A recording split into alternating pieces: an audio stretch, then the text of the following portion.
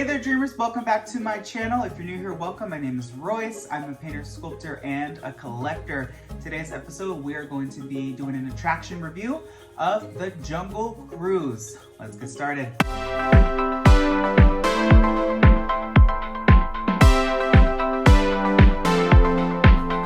So, to begin, I'm going to be reviewing this attraction based on 5 Imagineering principles. That is going to be the facade, the ride vehicle, the animatronics, the immersion, and the story. And at the end, we will give it a number between 1 and 10. So before we even get started with this particular review, I'm going to be a little biased because not only was I a skipper at the Jungle Cruise, but I also got to work on this and paint a lot of the animatronics. So I have a lot of love for this particular attraction. So let's get started with this review. Let's start with the facade, shall we? Wow, this facade is stunning. It has so much character. It makes you feel like you're on a safari, and the land itself kind of just fits this facade so perfectly. I love the details with the signage. I think that it's just perfect. I love all of the tropical trees. I love the colors. It's just such a beautiful facade. I will rate this a 9 out of 10. All right, let's start with the ride vehicle. The Jungle Cruise ride vehicle is truly iconic as it gets. Everyone knows it the second you see it. It's really iconically known for the logo of the boats on the top. It's kind of signature wooden arch, and then the skipper's position in the front with the wheel. Lots of seating. You get a lot of people on each cruise. So for that, I will give this ride vehicle a 10 out of 10. All right, so we're starting the cruise. I want to point out that a lot of people never realize in this particular scene that there are beautiful toucans here, and this is the tropical rainforest. And during the reimagining recently, we added a lot of beautiful water effects and just made it a little bit more like a tropical feel. I love the waterfall. I love the butterflies. It's just such a beautiful, beautiful opening attraction scene. And then of course you zoom by the Indiana Jones adventure. That facade fits the Jungle Cruise facade perfectly. They just perfectly blend so well. And then you go through your first arch, and then you see this beautiful tiger. I love this animatronic. I will say that this animatronic took me probably about a week to paint. He was very time consuming, extremely detailed. Of course, the iconic head with the roots growing out of the skull. You see ginger, you see snakes, you see these beautiful old rustic aged statues. Completely immersive. This attraction will get a 10 out of 10 for immersion already because it is gorgeous. Look at the elephant pool. There's so many elephants, so many different poses. I do think that if you're going to do some sort of upgrade to this, maybe add a little bit more movement in their animation. They're a little bit stiff, but I do realize that you are zooming by very quickly, so that it kind of makes sense. Then we have Squirt. Squirt's very fun. Fun fact, it's a tradition for a Jungle Cruise skipper not only to throw their left shoe at the monkey camp, but it's also a tradition to run Squirt so that you get wet. I don't know who invented it or what, but that is definitely a tradition. And then you see the monkey camp. Another tradition here is that you throw your left shoe. If you pay attention behind the gorillas, you'll see a lot of shoes. That's just a tradition for skippers. You're supposed to bring an extra pair of shoes your last day. The gorilla camp's a great scene. Traditional Mark Davis masterpiece. And I love that during different scenes, you're not looking at a blank wall. You have so many beautiful tropical plants, such gorgeous leaf colors and leaf designs, and then all of a sudden you see this gorilla reaching for a thing of bananas. And I do believe that that is an old scene. There used to be some sort of crocodile or alligator like tug-of-warring with him back in the day.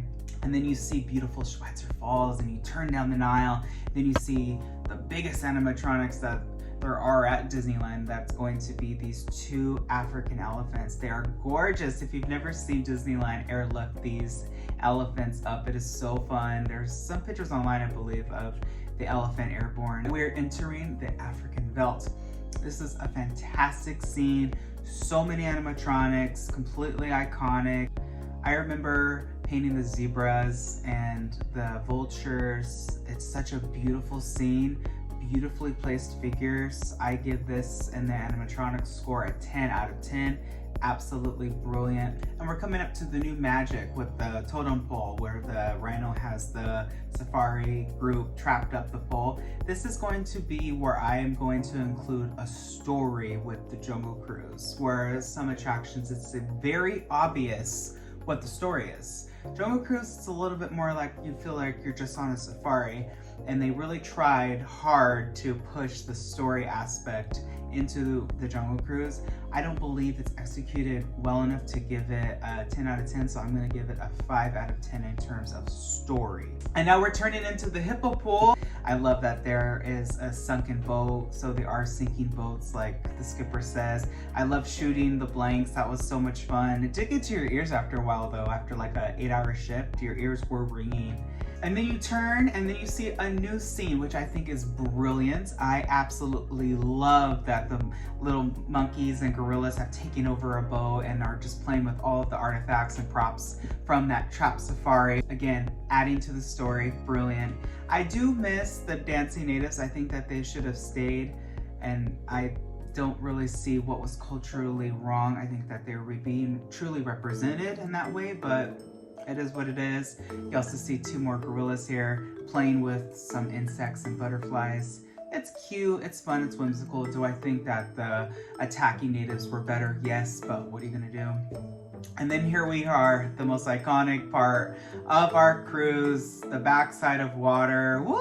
H2O, O2H, whatever I used to say. Oh my God. It was quite a journey being a Jungle Cruise skipper, but I wouldn't change it for the world. And now we're approaching the finale scene, which is going to be the attack of the piranhas. Again, the piranhas give a sense of danger, and it makes you feel like, oh, it takes you by surprise. So that is very, very fun. This is an attraction that does not have a soundtrack. The only soundtrack truly playing is the person talking. There is a soundtrack playing in the queue, so you know what? I'm gonna give it a 2 out of 10. At least they put music somewhere in the ride.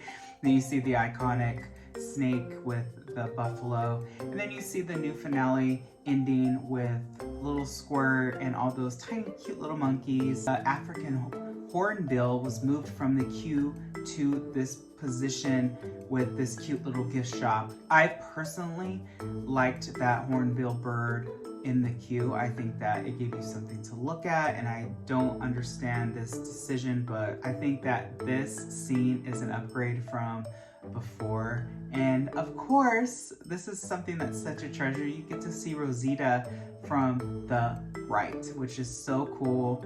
I love when you get to see a figure twice. It just gives you double the usage. And then you're exiting. You know, the Jungle Cruise is such a fantastic ride. It's an opening day attraction. Anything that the original core Imagineers worked on, I just have such a tender place in my heart for. You are completely immersed in the jungle. There's no doubt about it. Everywhere you look, you see plants and trees. The animatronics are stunning. The ride vehicles are just brilliantly designed. I give this attraction a 9 out of 10. All right, everybody, well, that's all the time we have for today's episode. I want to know what you think. Do you agree with my decisions? If you do, comment below. I want to see what you think of this ride. And also, do not forget to hit that subscribe button. That way you're notified whenever I upload a new video.